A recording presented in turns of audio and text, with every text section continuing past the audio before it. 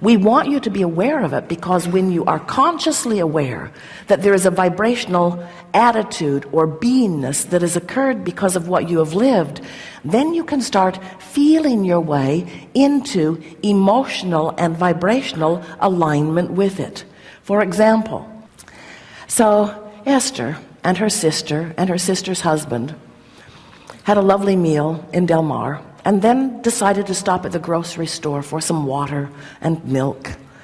And while they were in the grocery store, an 18-year-old lovely little girl in her new to her Mustang was driving on a wet street.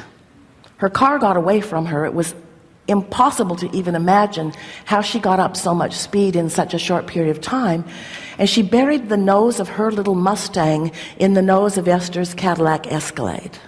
Buried it in the nose of Esther's car and the Jaguar that was sitting next to it. She couldn't have picked two better cars to bury her nose in. And when Esther saw it, the cars were stuck together. The tow trucks had to pull them apart. Esther was not happy. Her exact words were, "You have got to be kidding me." They were there for quite a while, exchanging information.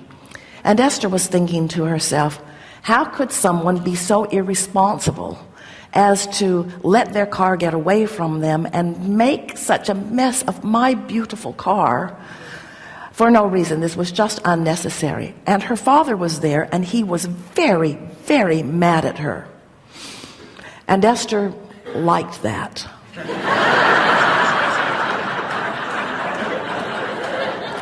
Because Esther was very, very mad at her too. No reason for this. And then, as things unfolded and the cars were apart, and Esther realized that her car was drivable. In fact, everything worked. The headlights worked. She could not have picked a better spot. Even the signals worked. The car drove normally. It can be repaired. And so as Esther sort of settled down from it, she began recognizing the discord that she had caused herself by her knee-jerk response to a situation and her subsequent departure from who she really is. Now, we have to say to you that that wavered quite a bit. As she was mad and then not mad, and then mad and then not mad. And every time she thought about what this now meant, she got mad. So she found that she could choose whether to be mad or not mad, but mad seemed more appropriate under the conditions. It just did. It just did, especially when she looked at her car, or especially when others looked at her car and she knew they were thinking that she did it, that she did it, that she did it. Esther wanted to make a sign. I did not do this. I did not do this. But in her heart, she knew she had done it. That was the thing that made her, once again, curse law of attraction. So she began sort of reporting to those who were around her. I'm not as bothered by the paint and metal that has to be reconfigured as I am about my point of attraction. I guess I've just been feeling so sorry for myself and feeling vulnerable, and so this is what has come of this. But that thought felt bogus and awful. But it also somehow had little resonance. In other words, things like that shouldn't happen to people who are deliberate creators, and yet there it was, a big hole in the front of her car. And so, as they were pulling the cars apart, her brother-in-law had said, "You know, Esther, I don't think you're going to have too much trouble with this car. This car is a tank." And when they pulled the cars apart, everything seemed fine. They drove away. She drove it here. You can see it if you'd like. Just don't take pictures and put them on the internet. She doesn't care. And so then she was visiting with us about it, wanting to know what her point of attraction, what does this mean about my point of attraction? And we explained to her that we are not going to make her the exception in the universe. You are not the exception in the universe. Of course, everything that happens to you is part of your attraction. And then she recalled that at the intersection, as they turned in to the grocery store just before, a car had run a red light right in front of them, and the other cars had honked.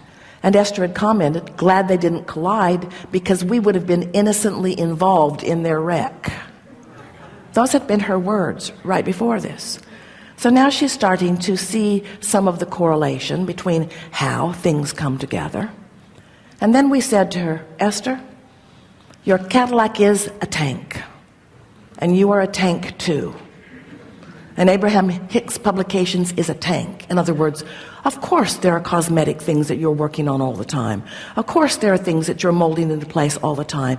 But you are strong and you are stable, and this is analogous to the stability of that which you are.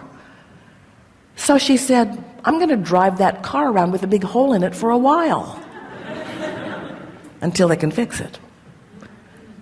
What we're getting at here is you can take every situation in the world and you can look at it through your physical eyes, which are often leaning more in the direction of vulnerability, or through your non-physical eyes, who are always looking for your strength. The source within you knows who you are, knows the stability of your being, and never sees anything that you're living in the attitude of vulnerability to you, because the source within you knows the backup systems you've got going on. Do you understand what we're getting at? As you are determined to feel your power rather than your weaknesses, your strengths rather than your weaknesses, your clarity rather than your confusion, your sureness rather than your unsteadiness, as you begin to get glimpses and you begin to deliberately want to practice the vibration of that well-being, what begins to happen to you, oh, of course, you're going to rendezvous with all kinds of things. You're out here in the world, and there is nothing that comes to you that does not come on the powerful, well-defined, always accurate, always fair basis of law of attraction. Nothing ever comes to you that isn't about that. But we want you to know, you have the choice in every moment to define how you want to feel. And if your desire to feel good is strong enough, you will always find a way to come back into your power. So now the man from State Farm is looking at the front of Esther's car, and Esther is explaining to him how it happened, really wanting him to know she just didn't bump it up on something. He actually didn't care how it happened. He was just there to assess what had happened and to make a determination about it. But Esther is explaining it to him. And he said, I worked for Ford. I had a couple of those Mustangs. They are really squirrely. The back end of those fishtails, they get away from you. They are really, really hard on wet pavement. And it was raining that day. And then Esther went to her hairdresser and is explaining to her hairdresser, in case she happens to see the car in the parking lot,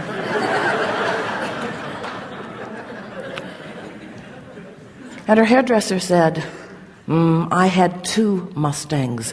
They are really difficult on wet roads. There's something about the back end of those that makes them really hard to control. And suddenly Esther is feeling relief, because she had been holding that one little nugget of blame to that little 18-year-old girl who the last time she saw her was in the parking lot crying until her eyelashes were coming off, wanting Esther to know that she didn't mean to do it, she didn't mean to do it, she didn't mean to do it, she didn't mean to do it. So Esther called her father and said, I just want you to know that 2 people today told me exactly the same thing, and I think we should all let your little girl off the hook on this. He said, what do you have to say? And Esther said, those cars are hard to manage on the wet roads. We were all too hard on her. And Esther could feel the relief coming over him. And she knows that there was soon to be relief coming over this little girl, because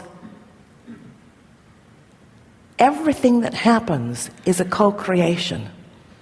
And when you decide that you're going to blame the one who seemed at most fault instead of take responsibility for the part you play, the reason you feel so awful is not because you're mad at the little girl. It's because you're all upside down about how things are being created in your reality. You are running around this planet as cooperative components to one another, not to do bad things to each other and not to teach other lessons, but to sift through the data, to put things in your vortex to which your inner being is already aligned, so that you can experience the joy of alignment. So then Esther began noticing what fun it was. She met a whole host of new people on the process of getting this into alignment, and there's still more to come. More lovely people interacting on different levels. Isn't that what life is all about? And so, of course, you don't want someone to bury their Mustang in the front of your vehicle. That's not our message here at all. But we are acknowledging that there are plenty of things that you don't want that are bumping into you. Plenty of things that you don't want that are bumping into you. And your reaction to the bump, it's normal when you first get bumped to have a knee-jerk reaction. Maybe if you don't really understand who you are. But in time, the woman who drove the Jaguar was standing in a more stable place than Esther in terms of her life. Her husband came to assess it, and they were both smiling in the parking lot. And Esther said to both of them, "Stop smiling." You are far too happy. This is what I teach, but it is not what I live. You are smiling too much here. And of course she didn't mean it, but isn't it annoying to see someone living the exact thing that you are living and feeling so differently about it, you see? And what we're wanting you to understand is that the source within you, that your inner being, that who you really are, that is converging with you out here on the leading edge of that which you are living, that source within you has a different opinion often than you do if you feel anything less than wonderful. The source within you is always acknowledging the value in the rendezvous. The source within you is always looking for the positive aspects and the benefit of. And when you make one small decision, and it really is a smaller decision than any of you realize, when you make the small decision that you are going to feel good no matter what, that today, no matter what you are doing or where you are going or who you are doing it with, that you're going to look for reasons to feel good, you begin to tune yourself to the vibration of the source within you, and then that becomes your dominant point of attraction. Instead of some conversation, you see, everything that happens has some law of attraction vibrational hook. It was not accidental that occurred right after Esther had fanned the flames of people doing weird things in traffic that made her a vulnerable target. It's not an odd thing. It was not a strange coincidence that as Esther came into the parking lot, she picked that place to park. None of this is accidental. Nothing is accidental. Everything is vibrationally aligned. And the composite of vibrations that you hold are all part of it. So was this an awful thing that happened? Certainly not. Are there awful things that happen? No, not really.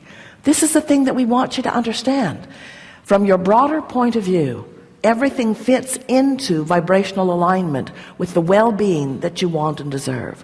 And as you begin looking for evidence of that, you begin living more of those moments, so that it's peak, peak, peak, peak, peak, peak, peak, peak, peak. It was a peak moment for Esther when she called that father and explained to him her newfound perspective, and expressed through the tone in her voice and through the conversation that she had her genuine love and appreciation, her genuine affection and desire for well-being for the young girl who just 2 days before had caused her something entirely different than that, or at least that was the credit that Esther was giving to her.